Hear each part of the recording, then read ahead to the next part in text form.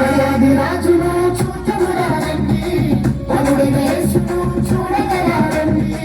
రాజాది రాజును చూడమురారండి, పనుడి వేసును చూడగరారండి.